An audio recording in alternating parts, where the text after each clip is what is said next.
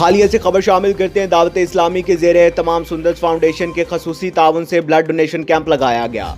हाजी अंसर जावेद की रिपोर्ट के मुताबिक दावत इस्लामी फालिया के ज़ेरे तमाम सुंदर फाउंडेशन के खसूसी ताउन से डॉक्टर अमजद हुसैन महर चाइल्ड स्पेशलिस्ट की ज़ेरे निगरानी घनिया रोड फालिया में थैलासीमिया और दूसरे मरीजों के लिए ब्लड डोनेशन कैंप लगाया गया, जिसमें बड़ी तादाद में शहरियों ने खून के एहतियात दिए।